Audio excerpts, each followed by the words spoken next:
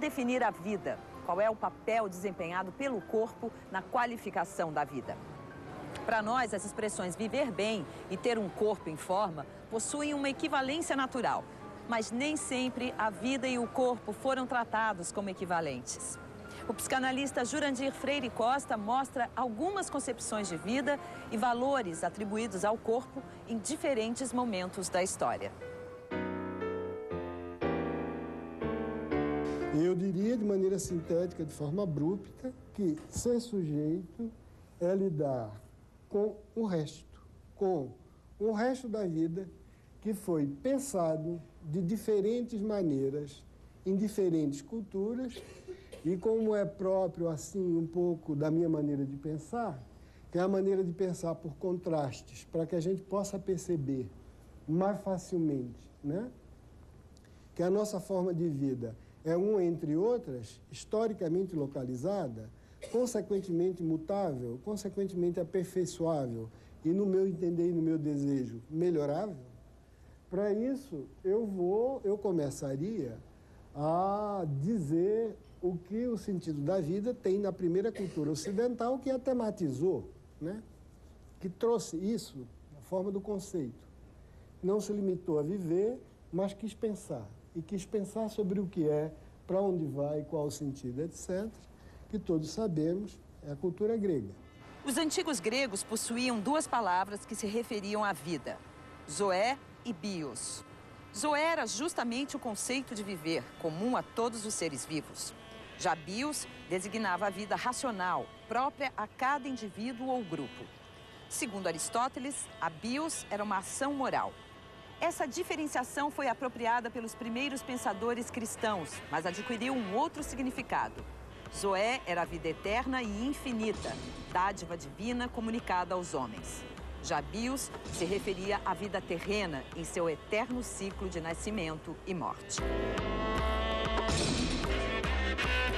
A vida grega era uma vida, de imediato, dividida em duas, e sem nada que a unisse, sem um conceito maior que coroasse, que tecesse, que costurasse.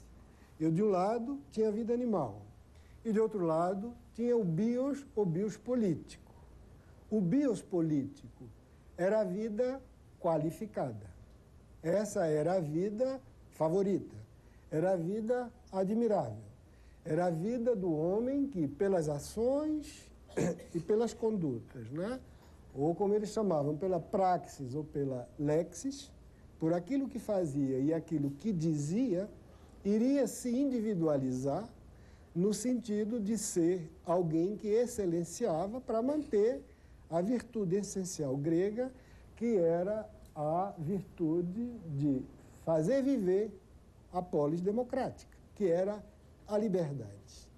Usou a vida animal, pelo contrário, era aquilo que da vida aparecia como um resto, aquilo que aparecia como indiscriminado, aquilo que era tudo que você deveria ou que se deveria evitar que viesse à luz do público. A vida animal era rebaixada em sua dignidade, por assim dizer, porque era na nossa animalidade que nós somos escravos. Nós somos livres para agir e para falar, mas nós não somos livres para comer ou deixar de comer, para excretar ou deixar de excretar.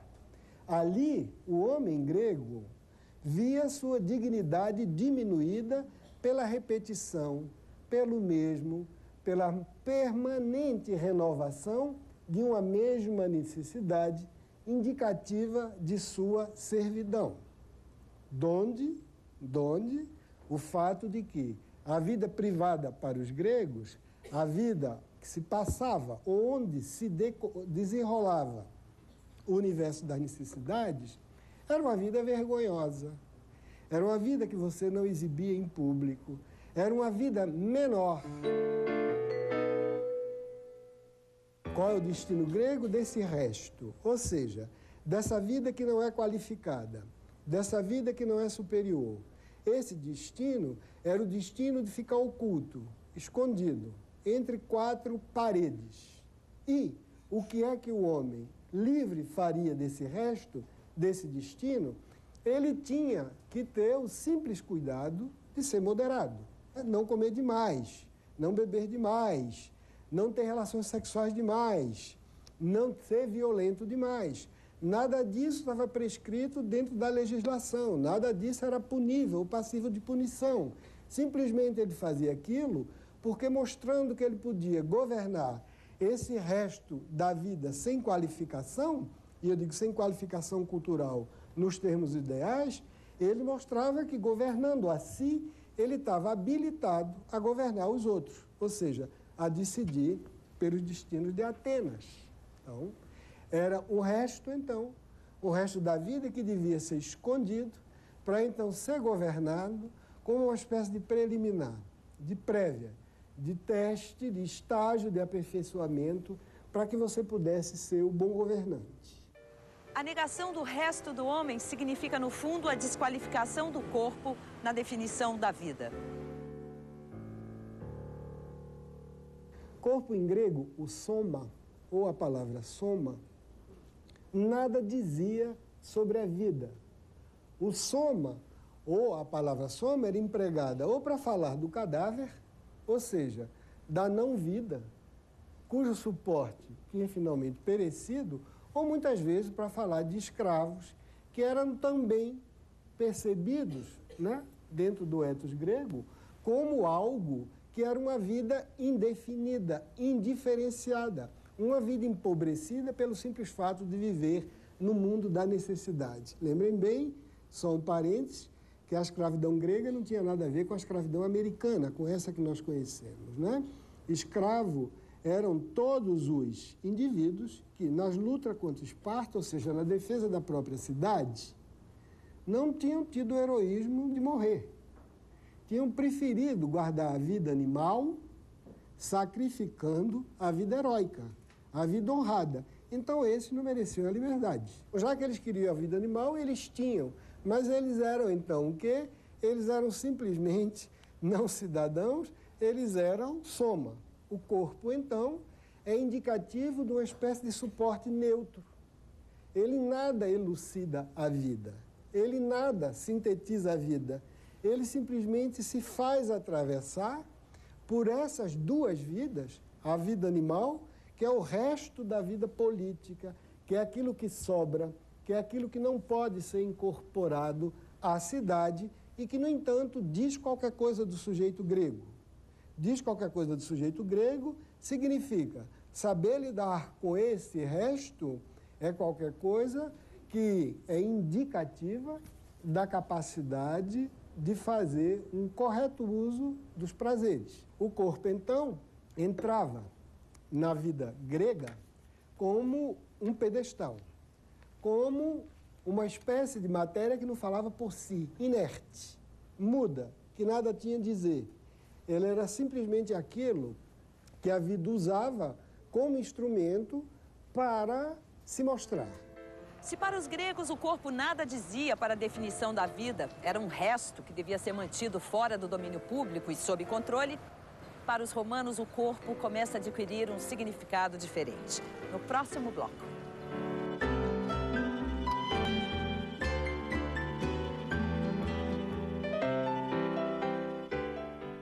Para os gregos, a vida era definida pela filosofia e pela política. Já o corpo e suas necessidades eram a lembrança da animalidade do homem. Os romanos introduziram uma mudança nesse quadro ao inscrever a vida e o corpo dentro de uma legislação. Os romanos foram grandes comerciantes, grandes administradores, grandes guerreiros e grandes juristas, mas não grandes políticos nem grandes filósofos. As grandes filosofias romanas são o epicurismo e o estoicismo, que são ambos de origem grega, e procuraram a marca da originalidade na maneira como administravam o império. Se os grandes gregos foram artistas e filósofos, os grandes romanos foram estadistas e legistas. Destacaram-se desde a administração de suas províncias até a elaboração de táticas militares utilizadas na conquista do seu imenso território. Até hoje, os gregos são referência no campo da filosofia enquanto os romanos deixaram suas marcas em outros campos. A legislação romana é a base do direito em muitos países, inclusive no Brasil. O romano, então, traduziram a zoon e o bios por uma só palavra, a ideia de vita, né, que é de onde vem a nossa vida, né, e traduziram o soma para o corpus. Com essa simplificação de alguma coisa que era múltipla, eles fizeram, então, entrar dentro do equipamento jurídico a divisão vida qualificada e resto da vida, ou vida não qualificada.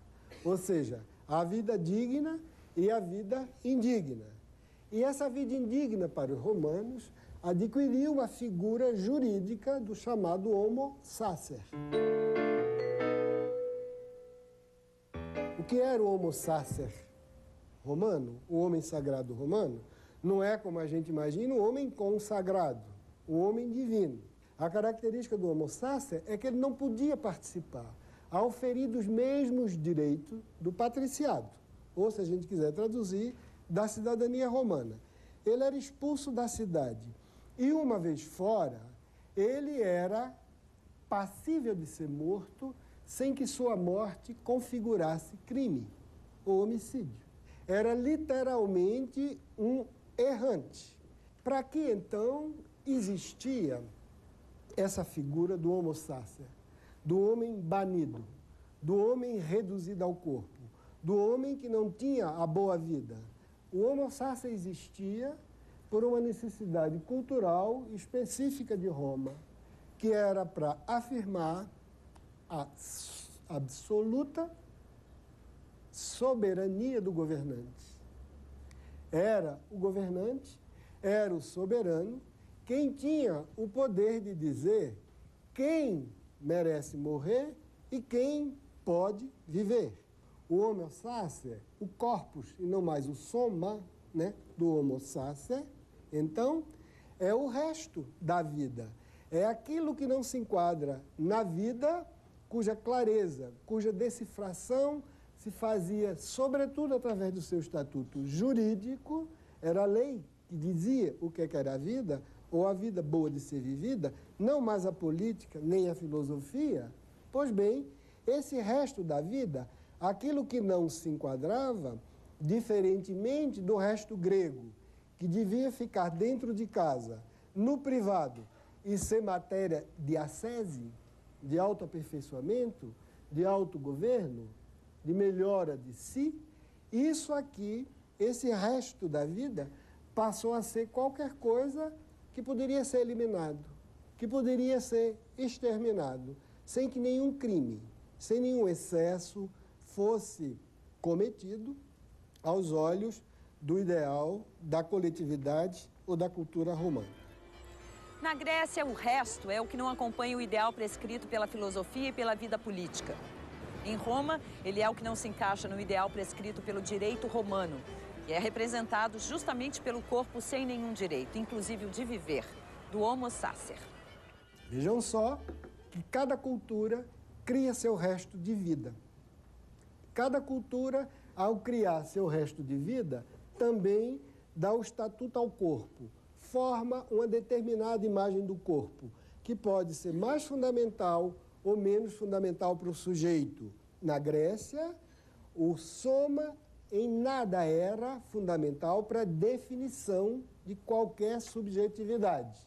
Em Roma, já era fundamental, pelo menos para uma subjetividade do homo sacer, ou de alguém que representava a vida nua, a vida passível de ser eliminada, sem que nenhuma transgressão ou infração à lei fosse cometida.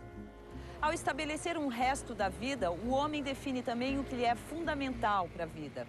A vida aparece como negativo daquilo que o homem despreza. Podemos então dizer que os restos definem o homem. Confira no próximo bloco qual seria o resto criado pelo cristianismo que influenciou tanto o mundo.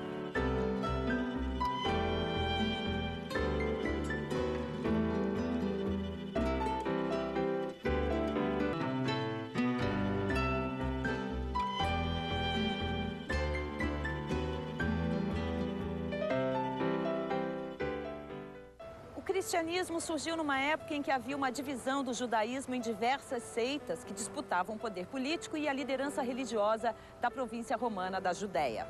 Saulo foi um judeu que, a serviço do governo romano, prendeu e executou muitos cristãos. Ao se converter ao cristianismo, Saulo adotou o nome de Paulo. O cristianismo conquistou sua autonomia do judaísmo graças à defesa de Paulo aos cristãos que não desejavam se submeter às leis judaicas, como a circuncisão. O cristianismo, ao ser adotado como religião oficial do Império Romano, tornou-se a religião dominante do Ocidente, visto que os domínios do Império se estendiam por boa parte do mundo ocidental. Com a ruptura com o judaísmo, digamos, não se deu propriamente por ruptura, mas por uma flexão, por uma espécie de continuidade que acrescentou algo novo. A grande discussão de Paulo com o judaísmo era a respeito da lei, né? Qual é o papel da lei? O que é a lei, entendendo, para o homem religioso? É ela que determina tudo? A boa vida, a vida santa é a que obedece à lei? Ou, Paulo dizia, é aqui e ali transgride a lei em nome de alguma coisa maior? Então, a ideia de justiça, que era a ideia básica do judaísmo, a ideia de pacto com Deus, que era outra ideia básica do judaísmo, não existia nenhuma outra religião, nenhuma outra cultura, foram mantidas.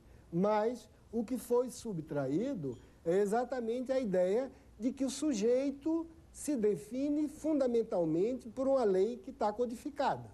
Ao seu ver, o sujeito se definia por uma outra lei não escrita, mas era uma lei que vinha da imediata confiança no outro. Lei, sim, mas lei de Abraão e não de Moisés. Com a filosofia grega, a ruptura foi mais violenta. Lembrem bem a palavra de São Jerônimo, o que é que Atenas tem a ver com Jerusalém, né? É o urso e a baleia polar. Os dois não podem entrar em contato, tudo isso contra o exercício, àquela altura, já platonicizante, contra o exercício que a filosofia grega tinha e se exercitava em fazer para incluir o cristianismo como uma pura ética e não como uma espiritualidade, como uma pura moral, como um capítulo da sabedoria. Os gregos descartaram o cristianismo pois estranhavam a falta de razão e a fantasia presente nessa religião. Contrariando essa opinião, o filósofo Galeno definiu o movimento cristão como uma escola filosófica, identificando nele a busca de um modo de vida considerado superior, assim como buscavam as antigas correntes filosóficas gregas. Com o neoplatonismo e o resgate dos conceitos clássicos de Sócrates e Platão, surgem filósofos que buscam sintetizar o pensamento socrático e o cristão, igualando, por exemplo, o conceito de logos, razão, ao conceito de Deus. Mas ao ser adotado como religião oficial do Império Romano, o cristianismo passa a ser visto como mais do que uma filosofia. Contra o jurisdismo romano, que afirmava que o poder vem da força, da violência de criar e descriar a lei, de dizer aquilo que é exceção pela força do soberano, Paulo dizia, pois bem, eu vou opor a fraqueza de Deus. Nada existe tanto quanto a ideia de que Deus é o fraco que veio para vencer os fortes. E aos fracos, está entendendo que ele se alia. E é a fraqueza que está a sua força. Esse discurso, então, né, contra a ideia de lei como código, contra a ideia da sabedoria ou da sensatez, se vocês quiserem, persuasão racional. E essa ideia da fraqueza como fonte da força, tudo isso definiu o que o cristão pensava sobre a vida. Qual era a vida cristã? A vida cristã, de novo, não é? Como a vida grega, e um pouco diferente da vida romana, era uma vida dividida em dois. Um mesmo vocábulo, vida, né? O mesmo vocábulo, era usado para dizer vida segundo o espírito e vida segundo a carne. Pensem bem, quando ele dizia segundo o espírito e segundo a carne, não queria dizer segundo a alma e segundo o corpo, como os gregos diziam. Na doutrina cristã, no que a gente pode chamar de protótipo de teologia, nessa visão de mundo, viver segundo a carne era viver no pecado. E viver segundo o Espírito era viver na graça, né? Tanto um quanto o outro iam morrer. E o aspecto que a gente poderia dizer propriamente biológico não entrava na economia, né? Não entrava na economia da ascese paulina. Que nós todos íamos morrer, que maravilha, só assim a gente chega mais depressa, lá onde devia chegar. De maneira que vida era simplesmente o exercício daquilo que eles achavam, ou daquilo que eles acreditavam, que era a manifestação de Deus. O corpo, de novo, aí no cristianismo, não é qualquer coisa como a gente costuma dizer, que foi recalcado, que foi reprimido por Paulo. Isso tudo veio muito depois. Ou então que não, a sexualidade paulina, que ele dizia que o homem era a cabeça, a mulher era o corpo. Tem uma série de estereótipos que foi dito, não são gratuitos, foram retomados por muitos dos teólogos católicos posteriores, mas, sobretudo, pelo moralismo burguês dos séculos XIX e XX. Qual era, então, para esses primeiros cristãos, o resto da vida? O resto da vida, nós vimos, era o homo sacer do direito. O resto da vida era a vida animal, era o zoon para o grego. O resto da vida, no cristianismo, passou a ser uma outra coisa. Qual era esse resto cristão?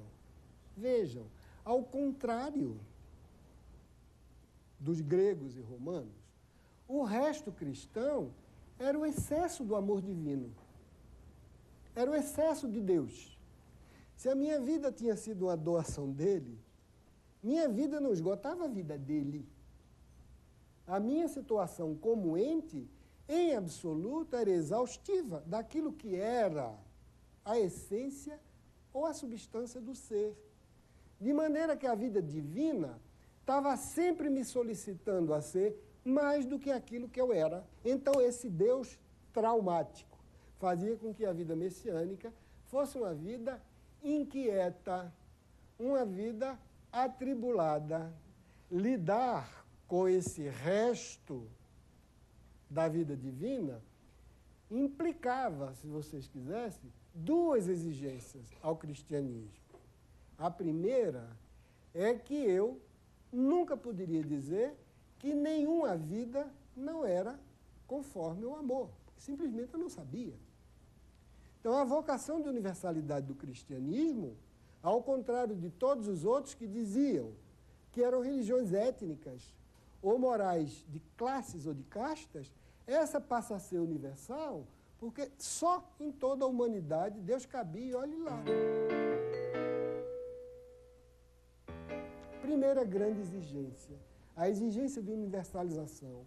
A grande briga com os cristãos judeus se deu em torno disso, em torno da circuncisão, se é sábado ou se é domingo. E ele dizia, pouco importa, se um burro cai, está entendendo, dentro de um poço e é sábado, eu vou lá e tiro o burro. Está entendendo? Se uma pessoa está doente dia de sábado, eu não vou trabalhar porque é a lei? Não, eu vou. Eu jamais sei onde a vida divina está.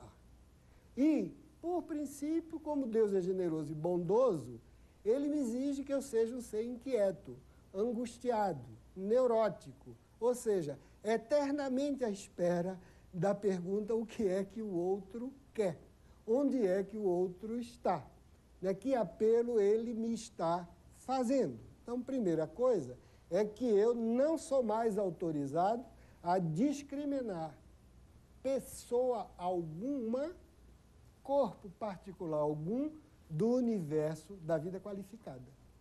O resto, em vez de ser o corpo do homo sacer, o resto, em vez de ser a paixão animal, passa a ser um resto positivado, um resto para mais, um resto que me exige, pelo contrário. E aí sim, que em vez de ter existência plena, como o patrício romano, que em vez de ter existência plena, como cidadão grego, eu tivesse sempre uma existência em falta, uma existência por se completar, uma existência marcada pelo que ainda não era e jamais poderia ser, exceto na cidade de Deus. Primeira consequência. Então, eu vou lidar com o resto, se vocês quiserem, que não afirma minha completude. O cristianismo vai até as duas exigências que escandalizavam gregos e romanos, né? A exigência que escandalizava o grego, você sabe, é a ideia da introdução do perdão nos negócios humanos. É a ideia do amar os inimigos. Isso, para um grego, era um absurdo. Eu vou amar um bárbaro? Nós amamos os iguais. Amar o inimigo, tudo bem. Até aí é loucura. Mas onde é que a loucura sobe de um dente a mais? É que para executar isso, eu posso assumir a falta, o vício do outro e me submeter ao sofrimento até a morte. Que Deus é esse, não é? Que é um Deus que se deixa morrer, que se deixa sofrer. Ainda mais loucura. Isso é escândalo, isso é insanidade. Isso é o cúmulo do disparate filosófico, e é em cima disso que os cristãos deitaram e rolaram. Dizia, muito bem, a tua filosofia não te serve de nada. A tua filosofia, você filosofou, ficou 200 anos numa cidadezinha desse tamanho, está entendendo? A tua segurança e a tua sabedoria, que parecia universal, hoje em dia é praticada por quem? Enquanto que a verdade nossa, hoje em dia, é do mundo, são todos. E então, depois do triunfalismo do era de Constantino, quando o catolicismo já passou a ser império e a religião de tudo, aí era que os teólogos e os padres cristãos deitavam e rolavam, dizendo a loucura tem método, né? Antes de Shakespeare. Vocês vejam, há algo aí de qualquer coisa que vocês nunca imaginaram e que a gente imaginou. E que eu acho que, de certa forma, psicanaliticamente falando, eles sabiam o que estavam dizendo. A gente encarnou, a gente corporificou, a gente tem muita dificuldade de ser diferente. E, para ser diferente, a gente vai precisar de um outro exercício, vai precisar, eventualmente, de um outro Jesus, não necessariamente personalizado, mas de alguém que seja capaz de uma revolução parecida. Para o cristianismo, a vida é a expressão da graça divina. Isso significa que a própria vida é o produto do excesso, ou seja, do resto de um ente superior. Como a completude está em Deus e não no homem, este é impelido a buscar um contato cada vez mais pleno com o sagrado. No próximo bloco, veremos que a busca do homem moderno assumiu uma forma bem diferente.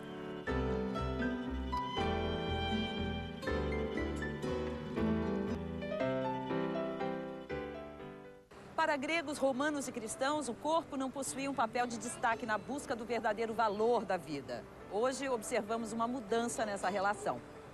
Como definimos atualmente a vida? Não é a vida que diz o que é o corpo. É o corpo que diz o que é a vida. É o corpo agora que, decifrado nos seus mecanismos de vida ou mecanismo de morte, porque boa parte da medicina e da biologia começou observando cadáveres, observando o que era a morte do tecido para daí extrair o que era a vida, outras não, começaram com a vida andando, né? Mas boa parte. Uma vez que eu observo isso, eu vou dizer o que é.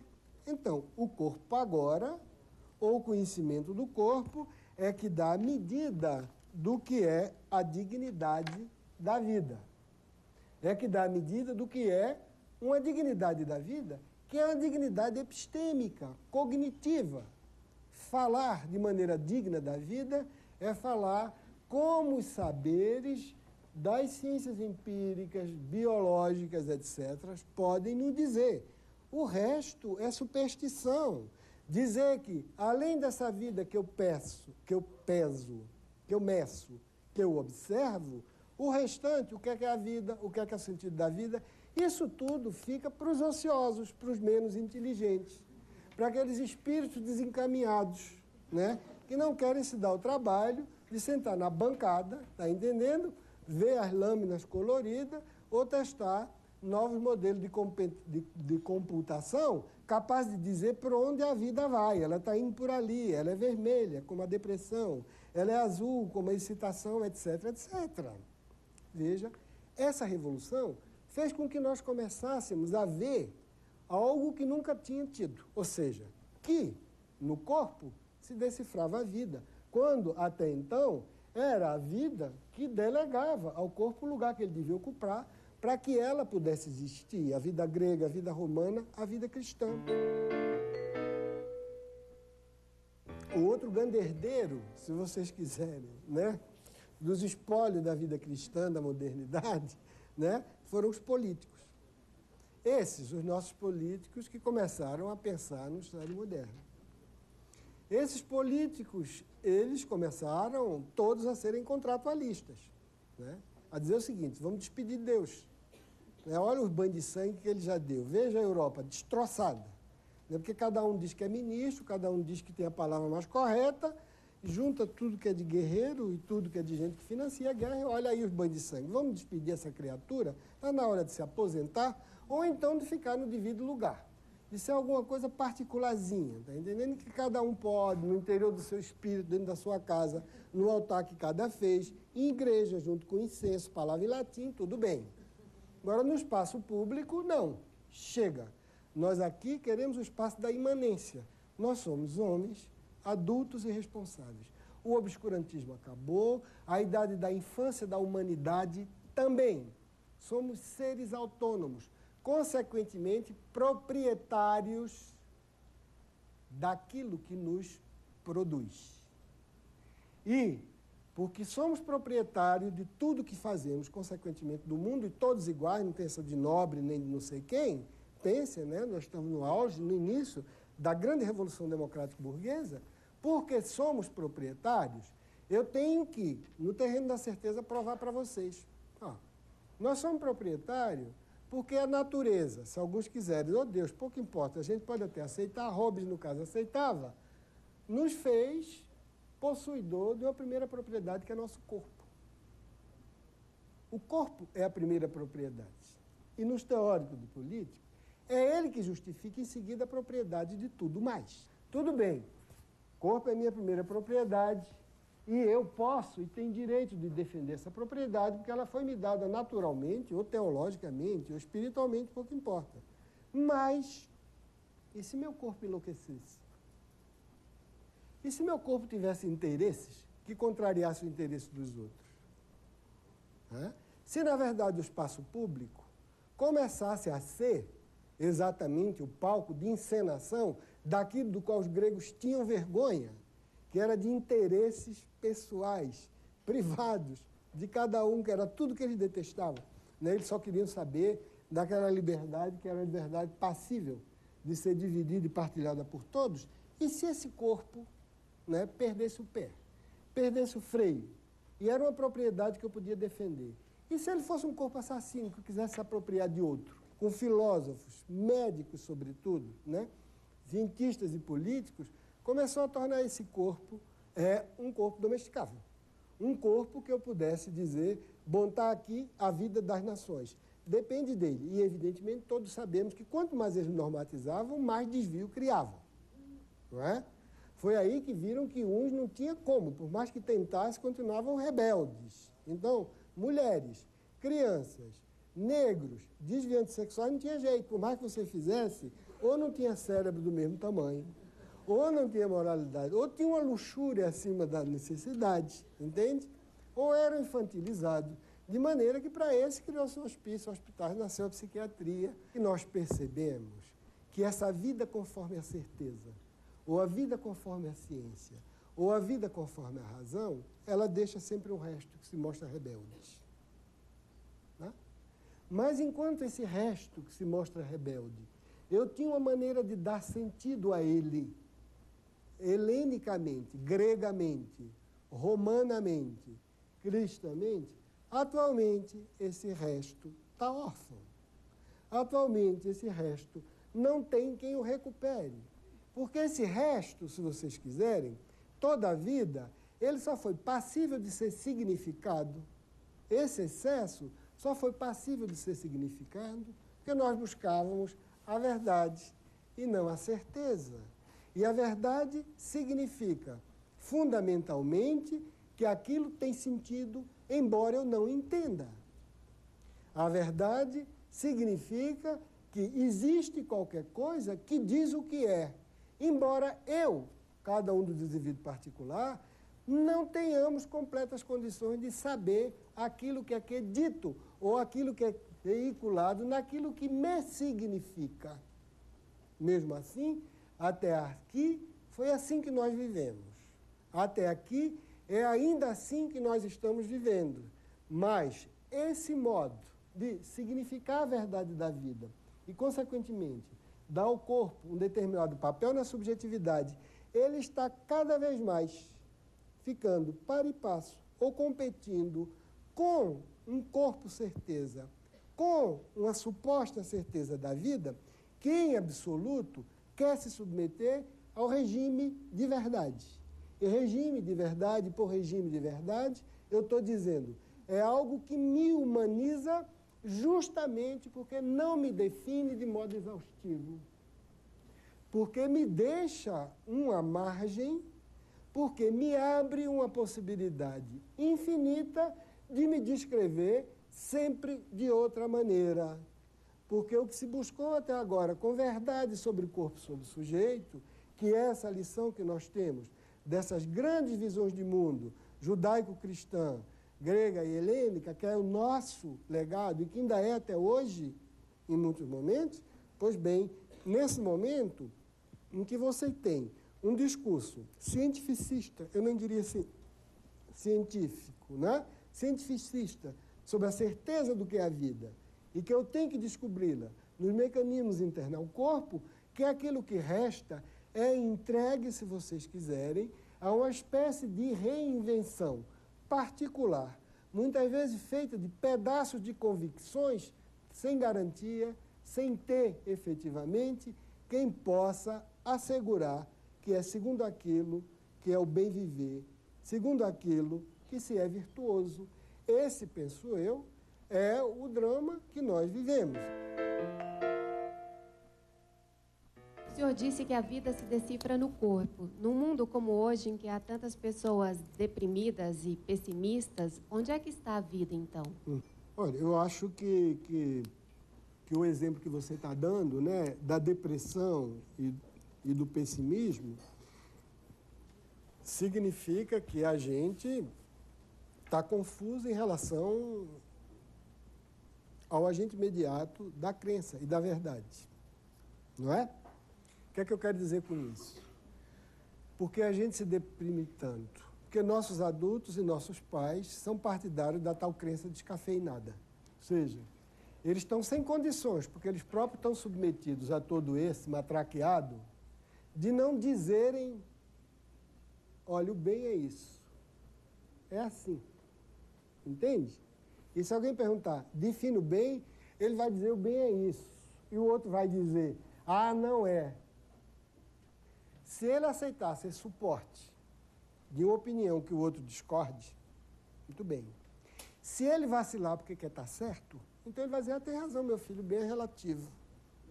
O bem depende de uma verdade comunitarista, comunitária. O bem depende de consenso. Que é bem aqui, não é bem ali. Tudo bem, papai, não é bem aqui, não é bem ali, mas acolá é bem? Ah, não, eu não sei, a gente não sabe por quê. Porque o psicólogo disse assim, porque o etólogo disse assado, porque o biólogo disse ensopado, porque o cientista cozinhado e o padre gratinado. Consequentemente, eu não sei te dizer como é que se come o bem. Eu acho que é empanado, mas não tenho muita certeza. Ah, é? Tudo bem. Então eu posso sair por aí, papai, tá entendendo? Fazendo o que eu quero, deixo de fazer. Ah, não, não pode não. Ué, mas porque se eu estou fazendo é o bem. Ora, uma palavra de verdade e de crença não nos permite dizer isso. Vai dizer, mas que criatura conservadora, que dinossauro, como é que ele não acha que o bem é relativo? Pois não, não é. Né? O bem não é relativo. E porque ele não é relativo, ele permite que a gente tenha essa expansão dessa discussão em torno dos seus temas correlatos. Quando você fala de depressão, eu falo foi alguém que, quem estava perto, e que devia fazer circular o significante de verdade, ou seja, creia que a vida é um bem, que a vida vale a pena ser vivida, esse alguém falhou. Esse alguém falhou. E falhou não apenas porque disse eu não creio, mas o outro acredita. Falhou porque não disse isso, talvez. Entende? Olha, eu não acredito que a vida vale a pena ser vivida. Está entendendo? Mas um outro acredita. Porque no fundo, pensem bem na vida, né? Nessa estrutura que a gente existiu. Bom, olha, o mundo é um vale de lágrimas, né? Mas Deus disse que tinha redenção. Entende? Ou outro, ainda está muito duro, muito difícil.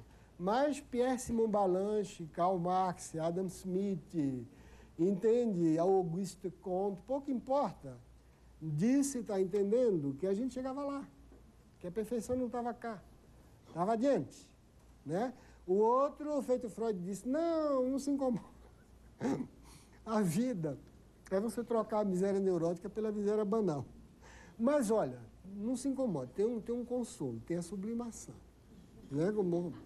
Então, lá no sublime, na arte, né, a gente encontra um contentamento ótimo. Né? Eu repito isso, senão a gente não estaria aqui. Meu Deus do céu, nós estaríamos o quê? O que eu posso achar de mais próximo da experiência? O campo de concentração. O campo de concentração.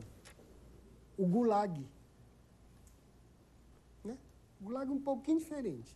Porque se eu dissesse, não, eu sou favorável ao povo, sou burguês, eu ainda tinha direito a uma sinecura numa cidade daquela que o partido dava. No campo de concentração não tinha como. Não tinha como eu deixar de ser judeu. Não tinha como eu deixar de ser comunista. Não tinha como eu deixar de ser homossexual. Não tinha como eu deixar de ser doente mental. Pois bem, uma vez que você está ali, você perde essa estrutura de crença. Isso é onde eu quero que a gente não chegue. A gente não vai chegar. Não vai chegar. Por mais que certos tipos desagradáveis ocupem aqui e ali posições de poder para poder fazer a gente se descabelar e imaginar, não tem jeito. Isso é exagero. Tem de ser um flash. Precisa ter calma. Entende? É preciso ter paciência histórica. É preciso, tá entendendo? Acreditar que tem muita gente jovem aqui que vai ver outra coisa. Entendeu? Vai bem. Mas tem situações que não. Não é essa nossa, não. Eu acho que essas estruturas, elas estão preservadas, simplesmente estão precisando ser atualizadas face aos seus inimigos. Né? Face aos seus inimigos. Entende? Que querem destruí-la. Precisa alterar a voz, precisa falar grosso. Dizer, acredita em justiça, acredita em igualdade. Que história é essa? Que papo é esse?